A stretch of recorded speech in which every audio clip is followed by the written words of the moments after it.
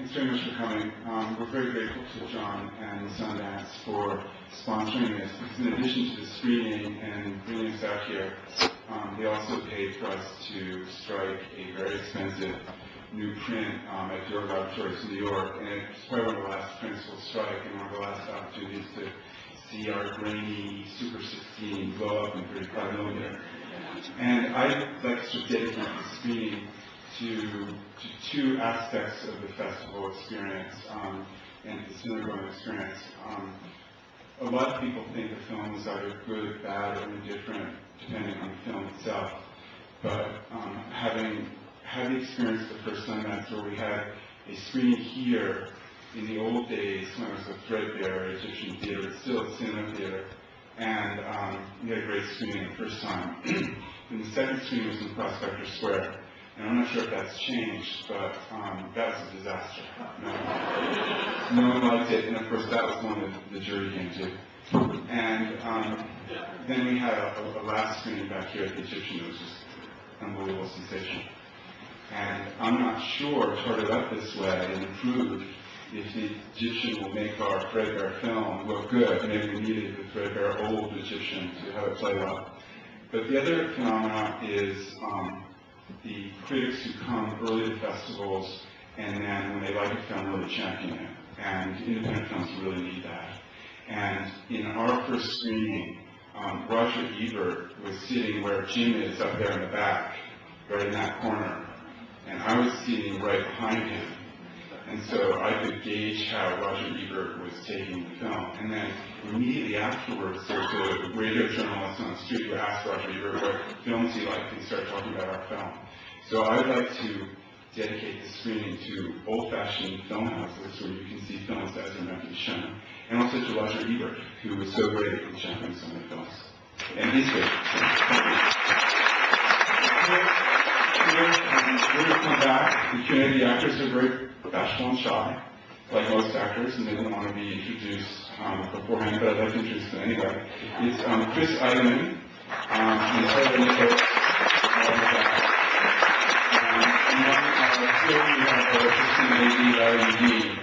So,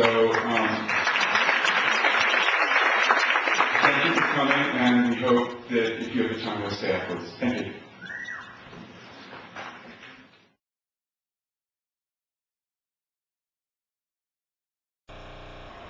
Hi, I'm Taylor Nichols, and I'm in a movie at Sundance this year called Metropolitan.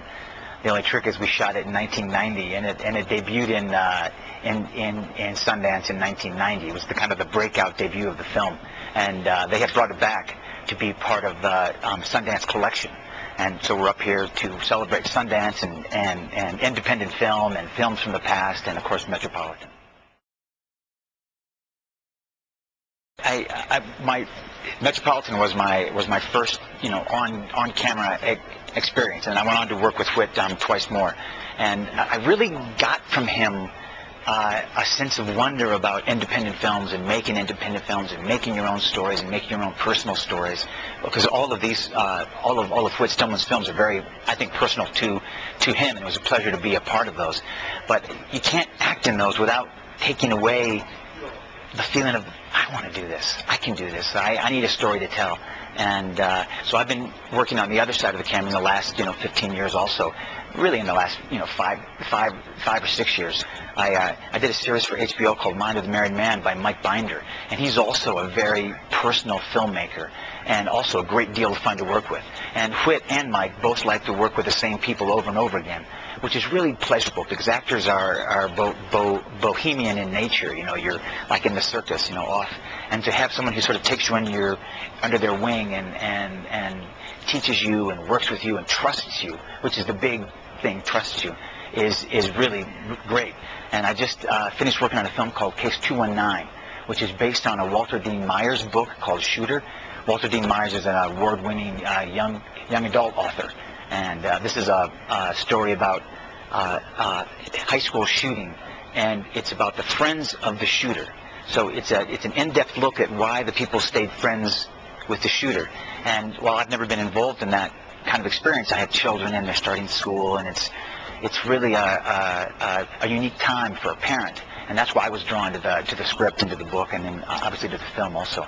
And so much of what we do in this film, I could trace back to Whit Stillman and to Mike Binder and things like that.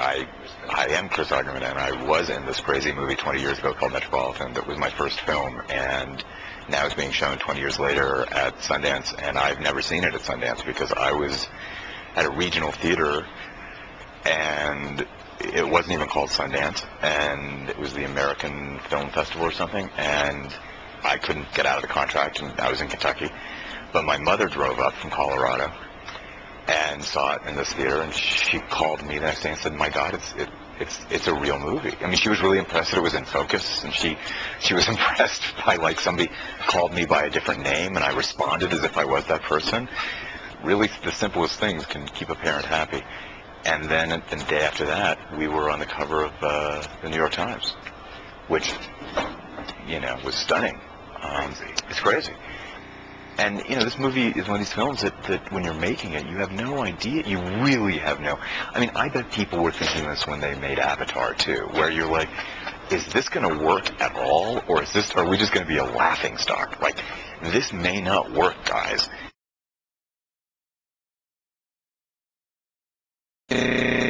Yeah, it's interesting.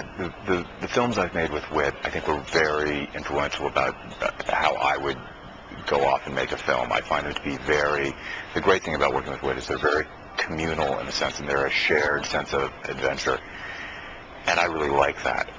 And sometimes you get that on other jobs. When I was on TV, like Gilmore Girls, that had a similar sense. But then sometimes you do lots of jobs that's missing. Like, even if it's well written, and even if it's well directed, and even if the cast is good, and even if the music is good, everything, if it lacks that sort of shared adventure, I become not interested. Then it's really mercenary to me, and I don't care that much.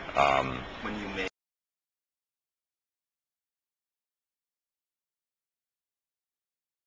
So when I made Turn the River, it was really important to me that the group always stay together, and that nobody was working for any money. So I wanted this to have as much of a shared commitment and sort of a little warrior spirit of getting us through this that I could. And so anything that would come out of, and you're dealing with people in production, even if that's small budget, who are pretending it's a big budget film, and become very officious and become very, schedule heavy and schedule. And I was like, that's hurting us. That stuff really hurts at a film this size. You really want to be looser, and I know it's going to drive production crazy, but it's going to help everybody else. And so it's very important to help everybody who's in front of the camera, and a lot of the sort of keys.